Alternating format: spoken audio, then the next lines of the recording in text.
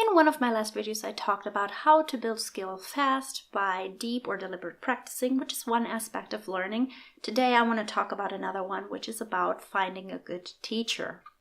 And by teacher, I really mean like a physical person that you're in contact with, or instructions that you can find in the form of videos or books, articles that you can find, really all the spectrum of teaching material in a way. Now with the internet, we have a lot of options. We're not really stuck with the one local teacher or the one local community.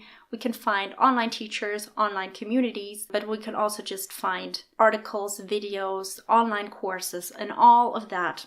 So we have a lot of options to choose from, which is a great thing because then we can just pick whatever is best for you. But then of course also that brings the responsibility of figuring out what is best for me and the skill that I'm trying to learn. So if you find yourself to be more of an autodidact, obviously you can just look for guides and instructions in some form somewhere.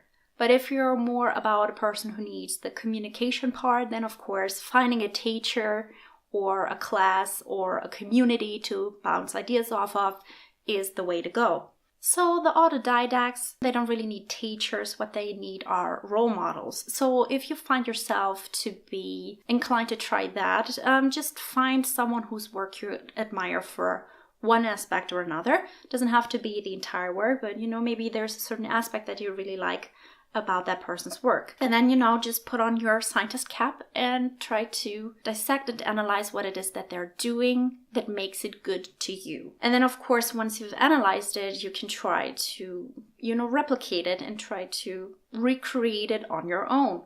I'm obviously not suggesting that you plagiarize and, take someone else's ideas and pretend that they're your own. But for learning, it's very helpful to just try to do whatever that somebody else did that you really liked. Now, as far as studying with a teacher, when I was younger, I believed that the best teachers were the ones that I perceived as naturals or really talented people, like, the geniuses.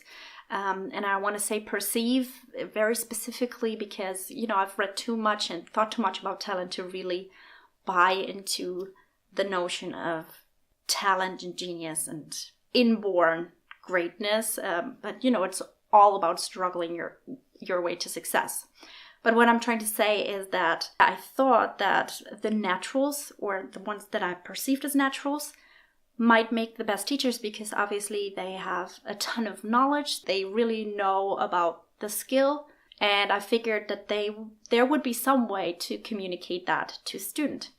But these days I'm thinking more people who maybe started later in life and struggled their way to success and maybe didn't have quite that much of an easy start might make really good teachers. Obviously, you can't generalize it and say people who started really, really young are bad teachers and people who started later and really remember what it was like to be in the beginner's shoes make great teachers. I don't want to generalize, but I'm thinking that it's a lot about connection. So people who still remember what it is like to be in the beginner's shoes, they will be able to better communicate what is important. Because I'm pretty sure people who are so far into their field that they don't really remember the beginning steps at all. Like they're talking to you and they're using some kind of vocabulary that you as a beginner simply cannot understand. I've met a ton of people in my life who are like that, like brilliant, but they kind of forget that I don't know anything about what they're trying to talk about.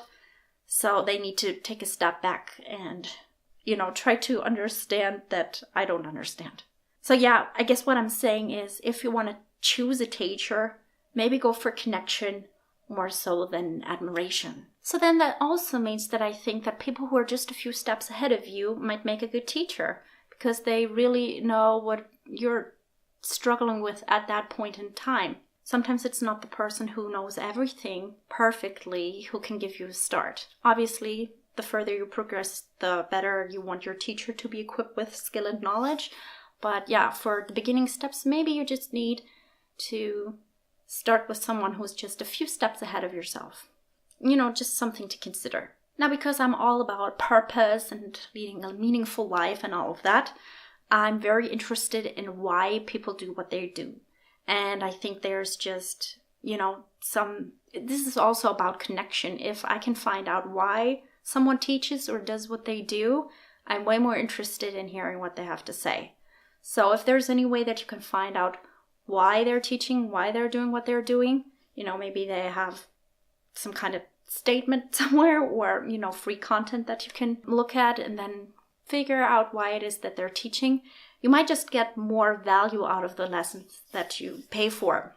Like, I don't know, values and shift in attitude or worldview, something, I don't know. But yeah, getting more out of that just because there's even more of a connection there than just about this person knows something that you don't.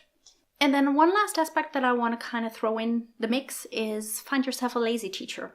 And by that I mean find yourself a teacher who doesn't fill in all the blanks for you, who maybe points to a problem that you're having but doesn't necessarily tell you all the steps to the solution of the problem. That's especially important if it's a soft skill that you're learning, so there's no clear right and wrong. Because then if you just listen to what your teacher would do, you learn their solution to the problem, but you might not be able to figure out what your solution would be to the problem. And obviously, if the more you struggle yourself as a student, the more benefit you will gain from that. And I very much believe in that.